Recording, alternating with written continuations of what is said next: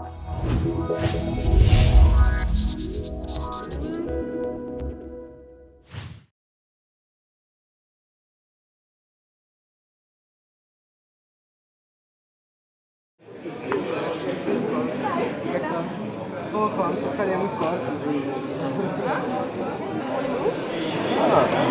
evening.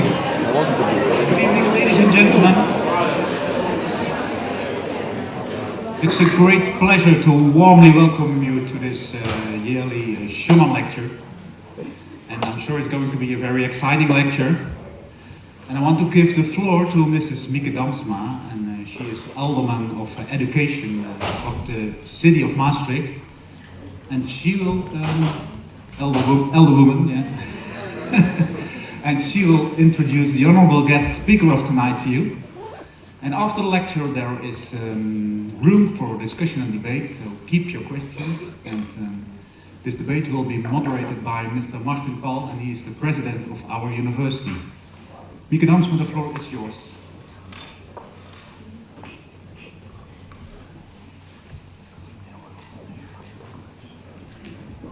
Thank you.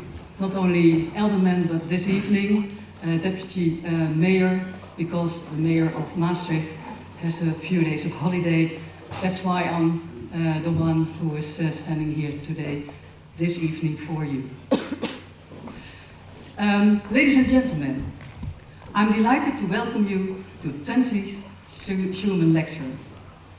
This is an annual scholarly event organized by the Maastricht University Studium Generale in collaboration with the city of Maastricht.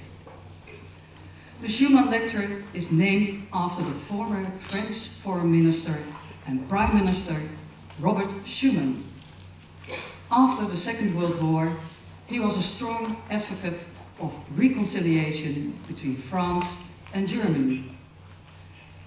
As such, he was one of the founders of modern-day Europe. Moreover, he was a driving force behind the setting up of the European Coal and Steel Community. Today, the 7th of May 2014, all that may seem like history.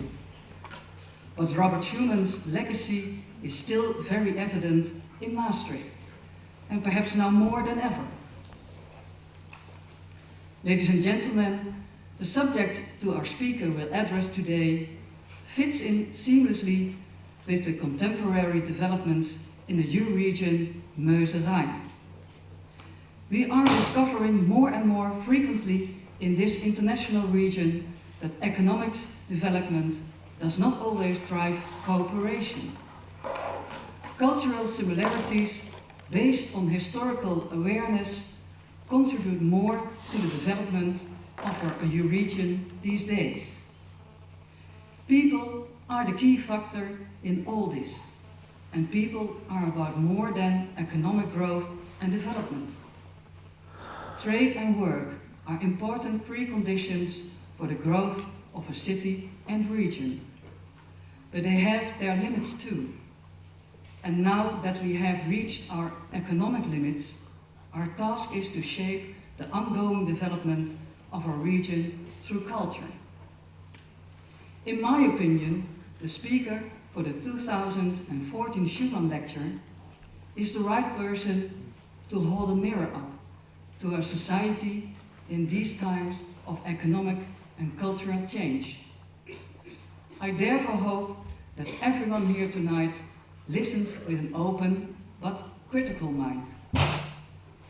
It only remains for me to introduce this evening's speaker. He is a chief macroeconomic strategist at CSOB, one of the largest Czech banks. He is a member of the Narrative of Europe group, and he is the author of the international bestseller Economics of Good and Evil. Ladies and gentlemen, I'm delighted to welcome Thomas Sedlacek.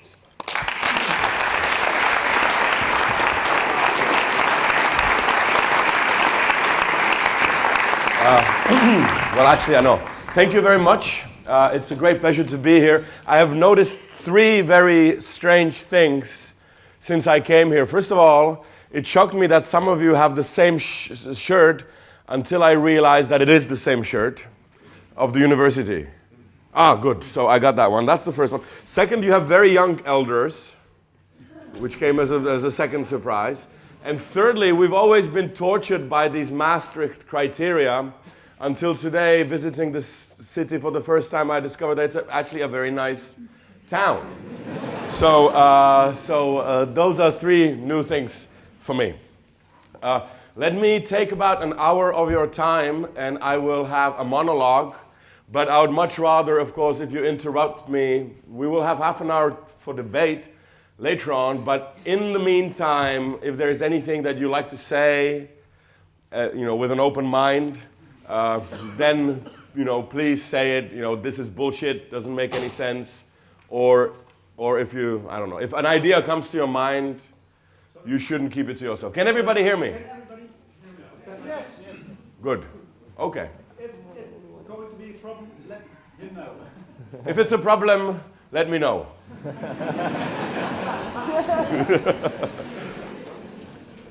Okay. So first of all, being here, celebrating, having the honor of celebrating it, talking about in the lecture of one of the founding fathers of European integration. The reason why I called the lecture European Revolution is because, in my opinion, this is one of the biggest revolutions we've had in Europe, comparable to the revolutions, perhaps the bloodier ones, which we had in France and elsewhere. Why is it? Why is it such a big thing? Well, because the founding fathers have really managed to swap fetishes. So before our time, the fetish of our forefathers, our grandparents, was it was a growth of a nation geographically.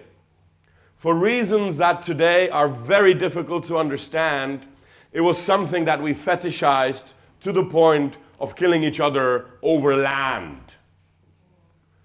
Today, nobody cares about that. I mean, if to be politically correct, I will make fun of my own country. I have noticed that there is somebody greeted me in Czech.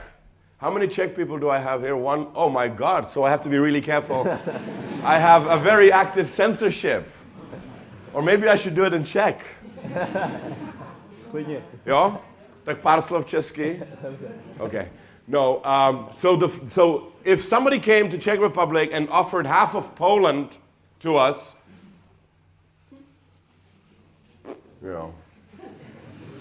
we have enough of our own troubles, why should we, why? This is something that's absolutely not sexy, not important for us. 2 generations ago, we would literally kill each other, not in sort of a metaphorical meaning of the word kill. Today we kill over pizzas and things. But we literally killed each other, shooted each other until blood came out. So this was a fetish of our forefathers that is very difficult to understand. How about Putin? So the question is, how about Putin? This is a great example. This is why it's such a great disappointment. We suddenly woke up in a world where actually you argue with tanks. This is something, especially for my country, extremely important, because in the whole 90s, all we tried to do is to get out of no man's land. I called it no man's land. After the collapse of the Soviet regime, there was a no man's land between European Union and Russia. That's where, unfortunately, Ukraine got stuck. And they don't know whether they want to go to Russia or whether they want to go to Europe. Talk about Ukraine, this is actually a very, very good point, because for the first time in the history of Europe, we are actually having people in the streets doing a revolution for European Union. This has never happened in the history of European integration, that people would actually be standing in the cold, in the rain, at the threat of a gunshot because they believe that they belong to European Union. So unfortunately, this happened to a country which is not a member, and it's Ukraine. But nevertheless, the more important this is for us because we in Europe in European Union, seem to be fiddling on so high levels of the Maslow pyramid of needs, we don't realize everything that Europe is because we take it for granted. President Barroso has commissioned around 14 intellectuals to come and try and put their heads together. What is the meaning of Europe? What's the narrative of Europe? What's the story of Europe, that it's not just curved bananas and negotiations between this party and that party? And like all questions about meaning, it was very difficult to come with the answer. If you ask anybody, any philosopher about the meaning of life, it's a very difficult question to answer. The questions of meaning, or telos, in the Aristotelian tradition are extremely difficult to answer, unless, of course, you have a computer that can calculate the meaning of life, universe, and everything, which is, thank you. I can see that I'm among educated public. So it was very difficult for us to point out the values of Europe, or the meaning of Europe, or the purpose of Europe, or the story of Europe. And in the middle of our writing, the events in Ukraine sort of came to our help, if I can use that. And suddenly we realized this is what's European about Europe. So if you look on Ukraine, Ukraine is in Europe. So is Moscow, by the way. Geographically speaking, Ukraine is in Europe as much as Netherlands is. But they are gathered in the streets and they are wanting to enter Europe. So what does that exactly mean? You are in Europe, but you want to go to Europe. This was the same thing that we had in my country in 1989, where people were standing in the streets of Prague, and one of the key posts that we had above our heads was "Back to Europe." We want to go back to Europe. Now, Czech Republic is in the center of Europe as much as it gets. So what is the meaning of a European country doing a revolution about we want to go back to Europe? Well, it's being able to say whatever you want to say and not being afraid of being persecuted for it. That's something that we did not have in my country 25 years ago. That's why we drink so much. It's really a cultural phenomenon. We survived communism thanks to pubs. Because in pubs you could really say anything you wanted, and if there was a traitor, an informer, somebody who would tell on you, on the authorities, you could always say, well, I had one beer too many, I don't or more than one. I don't properly remember what I said, and this was considered, interestingly enough, a legitimate excuse.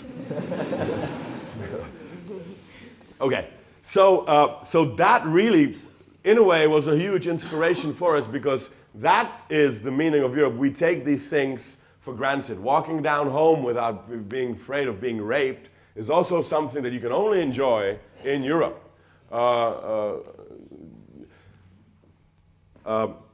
Having the ability to be so critical over democracies that we find Europe not to be democratic enough. Give me another body in the world that's more democratic than Europe. Or in other words, give me another system that you would like to have here. Would you like to have the American system? Would you like to have the Chinese unification system? Would you like to have the African or Japanese? Or what else is there? This is also one of the sort of the happy curses that we have in Europe, is that we really lack a model to be inspired. We don't know who to follow, which is, of course, in one way bad news, but you can also read it as good news, is that there is really nobody ahead of you. It's very difficult to find a model with which we, very complicated Europeans, would be happy with. And of course, one of the models, or actually the only model that we sometimes mention is United States of America. Now, there the situation, of course, is a little different because you know that in America the support for the Union is much higher than we will ever get in Europe. It's actually not so difficult to understand. We have Captain America in the movies right now. If you ask Captain America about America, he will go like this. If you ask Kafka about Europe, you know, he will not go like this. And we're much more a nation of, rather, nations of Kafkas than Captain Americans. I'm only using this very highly academic example because Captain America is in the movies right now. So that's also something that we need to bear in mind. We will never, ever be enthusiastic about anything political in Europe. This is not even an option. We'll always be critical, like Kafka always will be critical. I mean, ask Kafka about bureaucracy. He will, you know, spot these small little details that we didn't even notice. It was thanks to him that we are so critical about all these sort of bureaucracies. Which brings me to another point. I believe, and I will maybe surprise you, those of you who know my writing, it may come as a surprise. I actually believe in the invisible hand. But not of the markets, I believe in the invisible hand of the society. Somehow the society as a whole is able to self-regulate, is able to sort of, you know, survive and be here, and somehow the society has higher intelligence than the sum of individuals acting in it. So as an example, if the society becomes too bureaucratic, for example, Kafka will be born, and he will tell us, you know, there's a castle, and it's, you know, it's not a nice thing to, and he will give us a massive loads of literature to be arm's length when it comes to bureaucracy.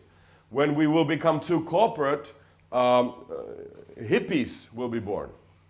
When we become too doped, European Union will, you know, sort of, come and correct us. So there is some sort of dynamics that go around in the society that you could liken to an invisible hand, which sort of regulates us. That's why also one of the reasons why we as humanity are still here, that there is something in the society that can regulate it.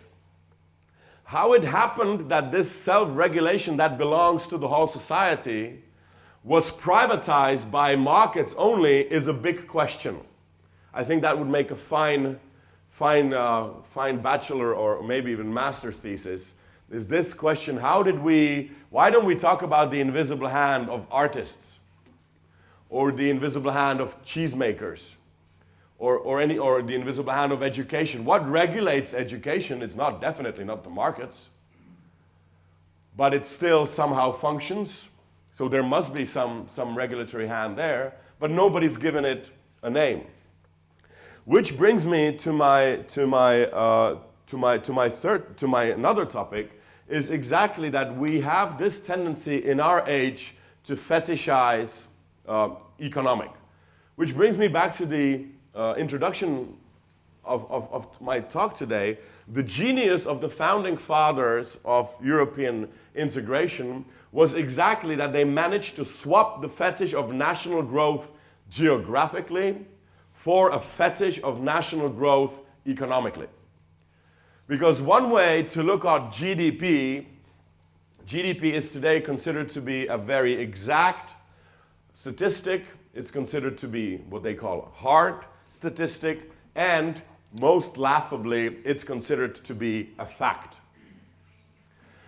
Now, you can also look at it sort of from a structural point of view, and you can also say, well, isn't GDP, in a way, a remnant of nationalism?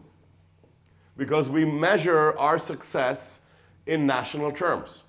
And we measure it one country up against another country and up against our own path. Now bear with me for a moment and just imagine for a second that we would measure GDP not in the national terms, but in, for example, regional terms. This is not difficult to do. In fact, this is already being done. Only the difference between regional GDP and national GDP is that regional GDP has not been fetishized while national GDP has been. Let me immediately give you an example. So if we measure GDP regionally, this post-Second World War Germany versus Greece would immediately disappear, because immediately it would be clear that some regions in Greece would be fiscally supporting some regions in Germany, because there are regions in Greece that are much richer than some regions in especially Eastern Germany. So while, so the whole what you had in the newspapers 2 years ago, you know, Second World War, and you attacked us with this, and now we're paying you back, all this sort of Nazi remnants, came out exactly because GDP is a remnant of capitalism, of nationalism. Because I just flew back from United States of America just about half an hour or hour ago, and I watched, because I watched all the movies that I could, I also watched the Lego movie. And there the main villain is Mr. Business, which to me is going a little bit, you know, too far right there, but that's why the word capitalism came, which I will have to think about that in Freudian terms before I go to bed. But what I really meant was nationalism. Let's take another, maybe even more extreme example is, let's imagine that we measure GDP according to some other dividing line, for example, males versus females. Also, technically, not a problem. The discourse, however, would completely change, because immediately we would have newspaper articles and debates such as this one focused around, okay, so in 2013, the GDP of males went down by 2.4%, while the GDP of women went up by 4.2%. Now what shall we do? Shall women be fiscally solidary and send funds to these always lazy men? You know, how shall we come up with new rules, with new incentives to get men more working and women less? That would be the debate that we would have. You could also split the GDP measure according to blondes versus black-haired people, and the ones who would be measuring this would be redheads. And you will of course say, of course, this is absurd, and I would agree with you, it is absurd, but what's more absurd about this than measuring GDP in national terms? It's just a habit that we got, for historical reasons, used to. So that's my first point. Even though GDP appears to be an exactly sort of a hard fact, it's only a fact because we are immersed in mythology of national economies. In fact, there is no such thing as a national economy. Things get rarely produced in one country alone, but we are so immersed in this historical habit, we consider GDP to be a fact. So that's my first point. Second point, what you measure predictates the dividing lines. So only because we measure GDP, suddenly there was this north-south divide, which was the most stupid thing that was ever invented in my lifetime. Because last time I checked, Ireland, which went bankrupt, one of the first countries, wasn't exactly situated on the south. And just to make matters even more funny, nor was Iceland. You know, Iceland is really in the north. You can only get it, it's almost impossible to argue that Iceland is in the south. Although, you never know, some disputants are more genius than others. So you have this divide between the hard-working north and the lazy south, which again is born only because the way we measure things. So the way you measure things is never neutral, nor is it never objective. It's always a product of some narrative, of some historical development, which could have, of course, been developed completely differently. Why is this important in this debate about Europe? Well, we almost crumbled down Europe because the way we measure GDP. If we measured it regionally, if we measured it according to hair color, this debate about getting rid of Greece or helping Greece by kicking it out of the Eurozone would never, ever even be born. You will say, well, you know, this is not really practical, but yes it is. In America, they don't measure GDP of California vis-a-vis the GDP of, I don't know, Texas. And consequently, it's actually quite funny because we Europeans, we usually have this image that we Europeans are the more relaxed, the more artsy, the more postmodern, while in America, they are the ones who are very business-minded, very economical, and you know, tough when it comes to business. But when you look at the history, it's actually the other way around. It was us Europeans who always overreacted almost hysterically to economic development. Take the 30s. The crises in late 20s, early 30s also started in the United States of America, and it was much longer and much more severe in the United States of America, yet it led to no war whatsoever. That crisis had to move to Europe for us to start killing each other. It was a self-inflicted war in which we, of course, later on Dutched the whole world. If anybody overreacted, it was Europe, not America. They bit the bullet. Okay, we're going down on our level of consumption, we're losing houses, etc., etc. But that's no reason to shoot somebody just because he has a different color of passport. And interestingly enough, you can see something similar, of course not in that magnitude, but something similar with the crisis that we have around, so to speak, today. Again, it started in America. It dwelled there for over a year, almost 2 years. It was more severe there. And yet nobody in the United States of America came with the ingenious plan to break up. We have a crisis. Oh, it must be the fault of this common currency called dollar. Or Japan. Oh my God, it's the yen. I told you, it's the yen. We should have really kept our regional currencies. I mean, that is an idea that is, as you could see, laughable. 97% of you laughed. The crisis comes to Europe. It first hits Britain, which never used the euro, by the way. And we go like, oh my God, it was the euro. We must get rid of it.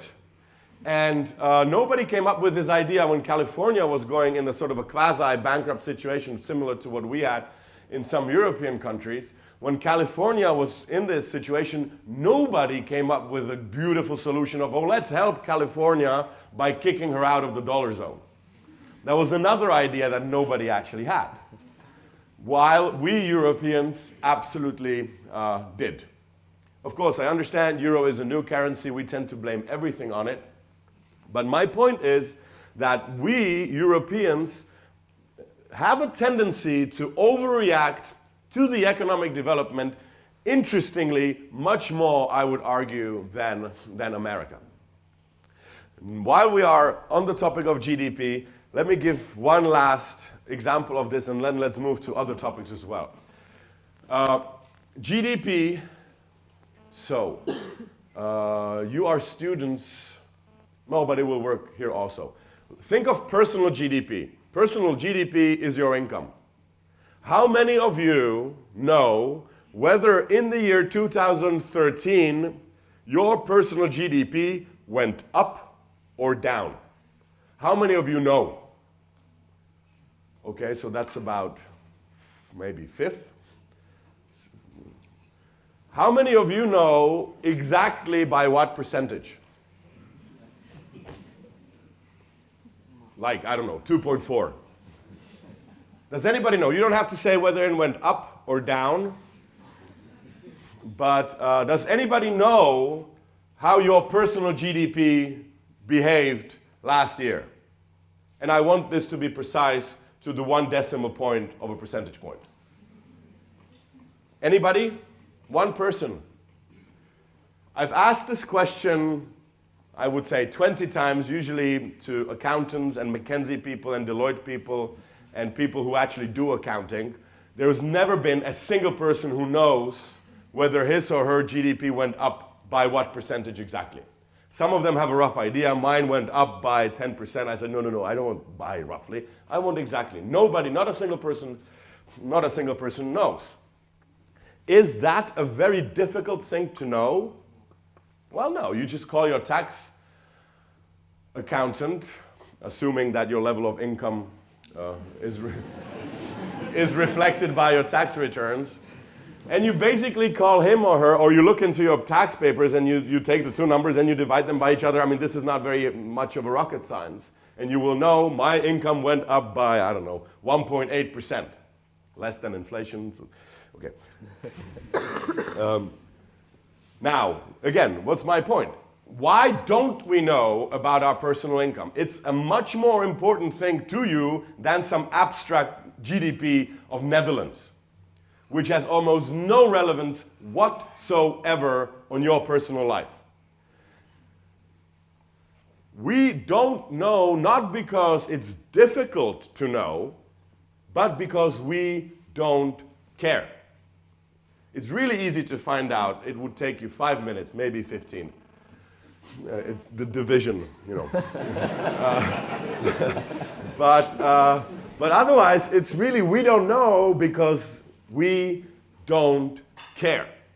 My question is, what happens between something that actually is important, which is my personal income, which is completely irrelevant, as we could see, to all of us, or we don't follow it in any way exactly, and then some magic happens, this number becomes completely abstract, completely irrelevant GDP of a nation or of a continent, and that number is so important that we are almost ready to break down 50 years of European integration because of that.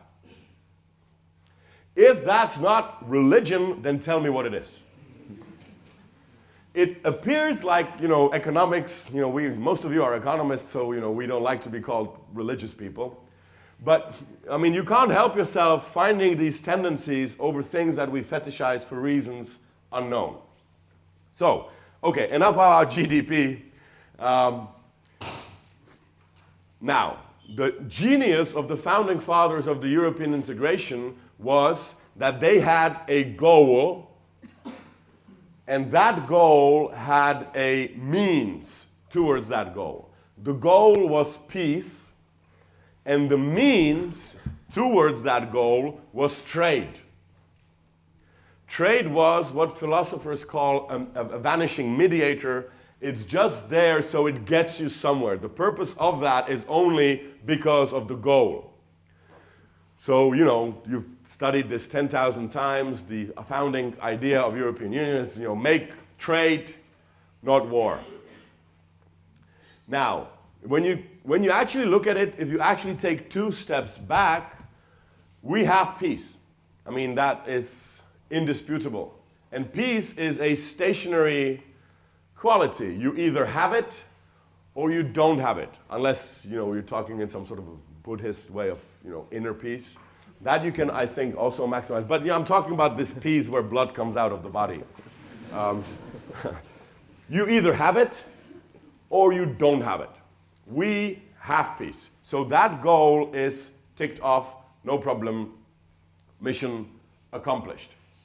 You can even say that we have trade, and we have trade. North of Finland trades freely with south of Greece and south of Italy with so little resistance that it's absolutely unheard of in the history of Europe. They have the same currency. They don't use tariffs. Remember, maybe you're too young to remember, some of you. Tariffs is what we did here in Europe when a piece of good left one country. So Maastricht is a nice example. A couple of kilometers here is a mysterious thing called border. And if that one good went from one side of the border to the other side of the border, you had to pay 16% more just because it moved across this thing called border. And we used to do that on a regular basis. So that's another thing.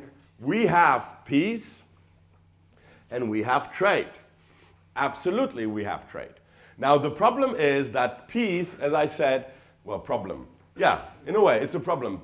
Peace is a stationary quality that once you have it, you can no longer maximize it. Unlike trade. Trade you can have, but you can still want more. So instead of this fetish, and that's, again, I'm coming back to the first sentence of my talk, the ingenious idea of the founding fathers of European Union was to swap the fetish of national growth for the fetish of, national growth geographically for the fetish of national growth economically. So we now jumped on this vanishing mediator, we jumped on the means, and we tried to maximize the means. This is, I think, one of the key lessons to take. Yeah, was that a hand? No, okay. This is one of the key things that I maybe want you to remember is that I'm an economist, but I would still say that one of the biggest mistakes of European integration was that we laid all eggs and all meaning and all purpose of European integration into the realm of economic. So United States of America have other reasons for the union, you know, the slaves and freedom and all that. If the economy goes down in United States, nobody thinks of breaking down the union. Whereas here, we Europeans have put so much economic argumentation between European Union is when the economy falters a little bit, we start questioning the whole idea of integration. When I say the word European Union, most people will immediately think of economic integration, which, again, I have nothing against, but the mistake was that we laid all eggs on the wonderful success that we had in economic integration. This is another sort of argument that supports my thesis that we Europeans have fetishized the economic while we try to pretend that we are, you know, really very artsy. Just because you have red trousers does not mean you're artsy. So, what can we do? Well, I think it's time for us to understand that the European Revolution, or the whole idea of European integration, or the whole idea of Europe, if you will, is more than just the sum of our economies. It is more than the bureaucratic advances that we had in the last 50 years, which is absolutely amazingly, I mean, if you think about it, so many nations have agreed on same regulation. That's, to me, a bureaucratic miracle. And by the way, bureaucracy, I don't mean that in a negative word. Bureaucracy is a substitute for war in many respects. And so is diplomacy. So Europe is more than the sum of its economies, the bureaucratic accomplishments, and the maneuver space that the negotiators, as good as they may be, have availed themselves to give in this process.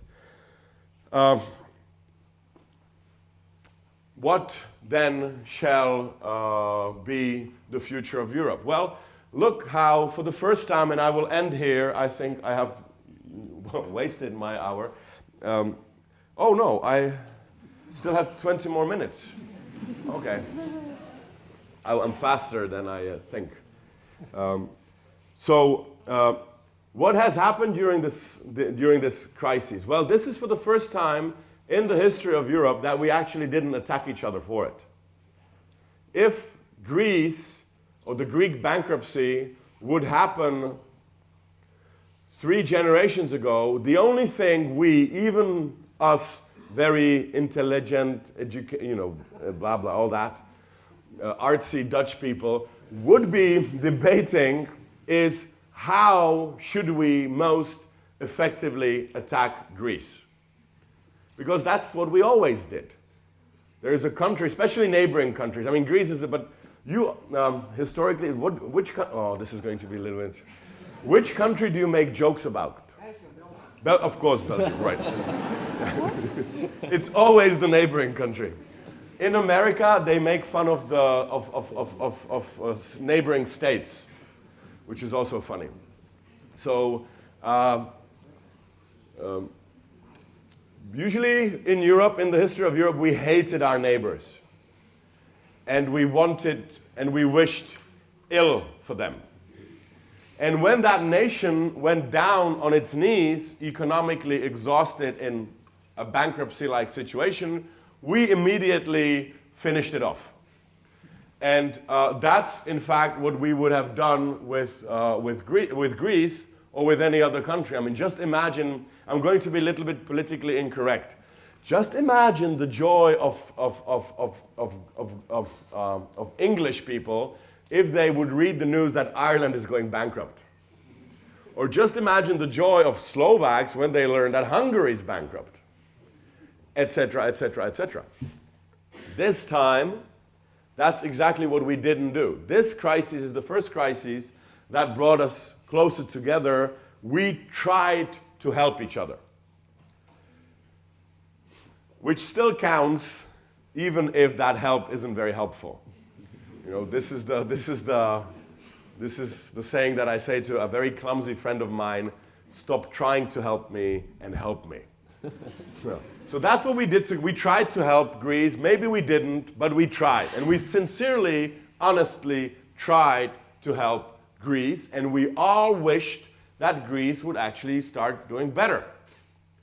And when Greece started doing better, this was a cause of joy, which you can see in between the lines of Financial Times. It's still little economic increase in utility. This has never happened before. And you will say, okay, but look, this is a very popular topic, the increase of nationalism brought to you by economic crises. Well, really? Where is, I don't know. You had your nationalists here. You still have them. My point is, you had them way before the whole crisis even started.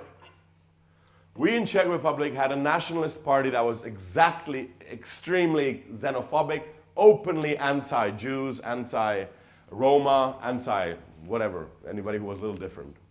But that was in the 90s. They are vanished now. In Slovakia, they had nationalists not even in the parliament, they had them in the government. Again, a pre-crisis notion. Where is, Le Pen was again something that was way before the whole crisis started. And the same thing is true for Austria, Haida. Huh? Yes, you do. And of course, my point is nationalism did not decrease because of the crisis, but it didn't increase. In other words, my point is we had nationalism way before this whole crisis started. So stupidity is a constant that is very inelastic when it comes to sort of economic development. I think it's an improper reading. Anyway, this is, of course, I like to challenge what you read in the newspapers. I think it's an improper reading to say, because of the crisis, nationalism went up. No, because of the crisis, nationalism stayed constant. I mean, you always have idiots who will blame things on others, whether they're rich or whether they're poor, whether GDP is growing or whether GDP is increasing. On the contrary, you could even argue that Europe is much closer than it was before the crisis started. If I would be talking about federal Europe 10 years ago, people would laugh at me. If I would be talking about common European banking regulation, people would throw things at me and it wouldn't be money. And if I would even talk about having this pan-European debt that we would all share together, like they do in many other countries, people again would find that absolutely hilariously unlikely. Today, These are legitimate topics which only talk about the advance in European integration rather than anything else. It was always the dream of European. When I say the word bureaucrat, I don't mean it in a negative term. It was always the dream of European bureaucrats or people who cared for Europe that European issues would be more closer to common people. Well, today, go to the least village in the highest mountainside. People will be sitting there in pubs, drinking their beer, talking about Europe. This has never happened in the history. Of course, they'll be critical, but that's just us Europeans. We will, again, never talk about things if there is no problem with them. Now there is a problem, and now everybody talks about it. And even a lecture, I mean, I remember I would have lectures about European Union in the past. I would have maybe 5 people, including the sound personnel. Today, wherever I come and I talk about Europe, it's a very popular topic that actually people like to come and talk about and debate, and actually it's something that we now suddenly find that it's an important thing. My last point is how would how would the crises look like if we hadn't had euro? Or I could even go a little bit further and be a little bit more extreme. How would the crises look like if we didn't have European integration? So question number 1, would crises visit Europe? Yes, it's a global crisis, started in America, is hitting every country. There's no every continent. There's no reason why Europe should be spared. So we would have the crises here as well, but our reaction would have been different. Of course, this is impossible to say because this is sort of a what-if game, but I can judge, or you can all look into the history, what we as Europeans did whenever a depression came upon us. And like when you are depressed, you have a tendency to sort of, close yourself, and so do the economies.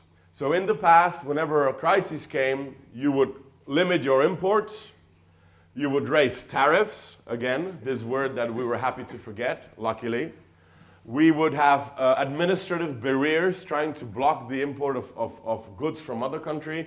And, most of all, we would do this thing called devaluation. A lot of people say, well, because of Europe, Greece could not devaluate. Yes, that's exactly why we have euro.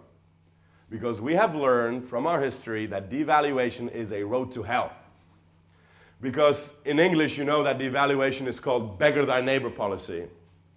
And that's exactly what it is. Devaluation does not, properly speaking, increase the competitiveness of the devaluating country. It's more appropriate to say that devaluation decreases the competitiveness of your business partners. Because that's what it does. So one country devaluates, this is an old story that the older generation knows very well. Another country devaluates in retaliation, and as a spiral that you end running to the bottom. In other words, the institutions of European integration have prevented us from starting economic warfare. Devaluation, blah, blah, blah, all these things that I've mentioned are not even in the realm of temptation. So when French producers come to Sarkozy or Hollande saying, oh my God, look at the Germans, they are blah, blah, blah, devaluate the franc, please, otherwise we're all dead. Sarkozy or Hollande, I can't. I'd love to. And believe me, I would. But I can't. We have this thing called euro, and there it doesn't, you can't devaluate within the euro. The only way you can devaluate is you stop increasing your wages, which is what Germans did. And so that's, you can do an internal sort of devaluation when it comes to wages, and you can make my day, and that's a little bit difficult for the French.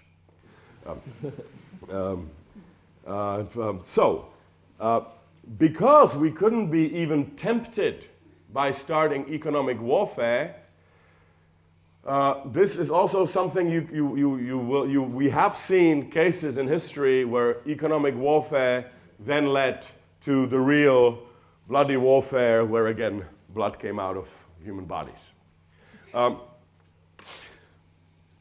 My last point is, one of my small little things that I like to do with economics is to show how close it is to religion. I've already demonstrated that a little bit when it came to GDP. The behavior we had with Greece was extremely funny in a way, because the dilemma of us Europeans was we didn't know whether Greece is a family or if it's a market. When somebody from your friends or from your family breaks her or his leg, you stop calculating immediately and you run and help them. You don't go, okay, wait a minute. So that's half an hour of my time. My opportunity cost, most of you are economists, right? So you do know the meaning of the word opportunity cost. Yeah. So my opportunity cost would be, I forgot interest rates. You actually don't do that. You basically run, you let go of everything, you run to help that person. Because they're family, they're part of something else than economic. Now, when your baker breaks a leg, you go to another one. I mean, it's nothing personal, it's just business. I'm not interested in you as a baker. I'm interested in the bakeries behind you, and it so happens that the most peaceful and easier way for me to get to the bakery is to pay you some money. That's the only role that you play in my life. And if you happen to break your leg and not open that bakery that day, no hard feelings. It's this from this movie Scarface, right? Nothing personal. It's just business, and he shoots the whole gang with them. So this is also, nothing personal. I mean, this is business. That's the whole idea of competition is based on this, that I actually switch. I go to somebody who has bakeries. Now this exactly then, we didn't know what to do with Greece, because Greece was somewhere in between. Is it a market? Do we care about their yogurts? Or what is it exactly that they produce? Or feta cheese, or tourism? Or is it a family? In other words, in the more Christian meaning of the word, who is my neighbor? The Pharisees came to Jesus. Jesus said, they asked him, what's the most important commandment? He said, love your God and love your neighbor. And they immediately came with definitions. Okay, but define neighbor. You get this from some of your teachers, no? Also, just a joke. So Jesus defines this neighbor as a complete stranger, a Samaritan, who they didn't like. And so in the same way, we are asking ourselves this question, is Greece a neighbor or is it a stranger? Now, interestingly enough, the word debt in New Testament Greek, and also actually in Dutch, as much Dutch as I know, the word for debt is the same word you have for sin or for guilt. Yeah? Schulden. Or something like that, yeah. In German, it's Schulden, without the ch. So this is also true in New Testament Greek, ophelon. It's also true in Aramaic, for those of you who speak Aramaic, but it's also true in Latin. Lord's Prayer really goes, forgive us our debts as we forgive those who are indebted to us. This sort of became, a variation of this became the prayer of the Wall Street, where the Wall Street boys came to the American government and said, forgive us our debts as we do not forgive those who are indebted to us. So you can see that you have these 2,000-year-old cryptic texts that we sort of still, prayers that we pray till today. Did you ever realize that this whole theory of invisible hand of the market is really a prayer? We want it to be that way. Oh, I really want for my bad intents to be turned into this public good. It's not a theory, it's a prayer. You should also have, like when you, I don't know, the fundamentalists have a tendency to have a Bible and people, they give different colors to different meanings. So anyway, anytime you read a prayer in your 101 economic textbook, give it a yellow color or something. And you will find that there is actually a lot of it. This is the way we are turning religion into science. Paul Samuelson, this is the book that I studied under, but even the ones that you're doing, I don't know if you're doing still Samuelson or if you're doing some other books, this is the basic trick. In the beginning, you shoot in something completely stupid like there is no such thing as a free lunch, which is stupidity. I mean, I've had so many free lunches. and I mean, all the girlfriends that I had, I gave them free lunches, and all the kids that I had, I gave them free lunches. And when I was a student, I received so many free lunches. I mean, best you can debate this for a long time. Is there such a thing as free lunch or not? But this is not a debate. This is a religious statement. There is no such thing as a free lunch. Anytime you receive a free lunch, they're trying to use you. You live in a cynical world, because I understand, kids, when we are small, we like gifts. That's what kids do. And suddenly you open a textbook in economics and they say, there is no gifts. There's everything that you ever get in your life, you got to pay for it, one way or another. So you say, okay, well, yeah, you don't even think about it, and you accept it. I live in a cynical world. Anything that appears as a gift isn't truly a gift. It's a bribe in disguise. So that's why 3 pages later, you are able to accept that people are egoists, which again is a huge topic that we could debate for centuries. And we as mankind have been debating this for centuries. In fact, we've been debating this ever since the Greeks. Are human beings egoistic or not? Well, we don't know, because there are good arguments on one side and there are good arguments on the other side. Comes an economist and says, okay, I will just assume it, yes, they are. You can't do this. You can't legitimately do that unless you're talking religion.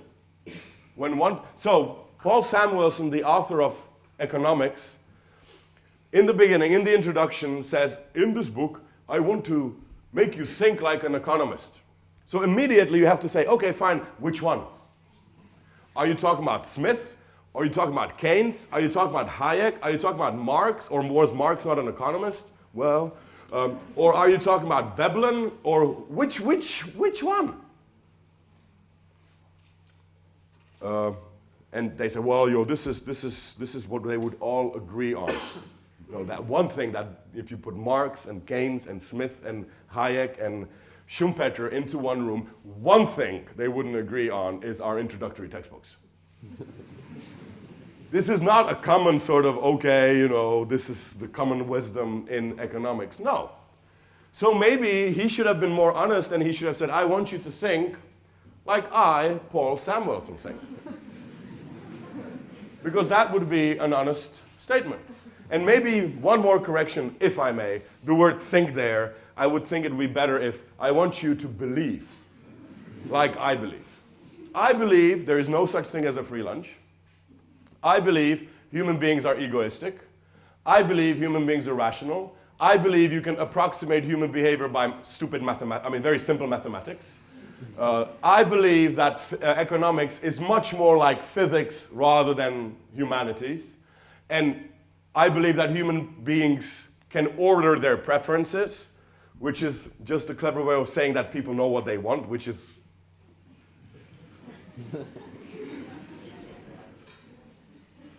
And with that entry, fine. But not saying, okay. And the way he does it, my last methodological point, the way he does it is he gives you a mathematical proof of something. He goes 2-3 pages over a very small, little, tiny miniature detail in mathematical language, and then he stops and says, oh, but because we know that human beings are free, egoist, utility maximizing individuals, we can continue with the calculations. And then at the end of these, it's a proof, QED. I have scientifically proved that markets are better than government or something. Well, again, why do you filter such a small little mathematical detail and then you smuggle in ethical, religious, philosophical beliefs of your own that you fail to prove. Because it's impossible to prove that human beings are, well, anyway, it would open a whole new debate which we don't have time for. So, anyway, sorry for that.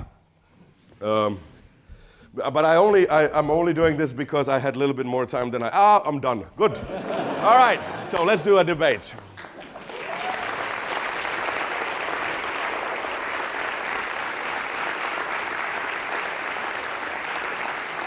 Thank you.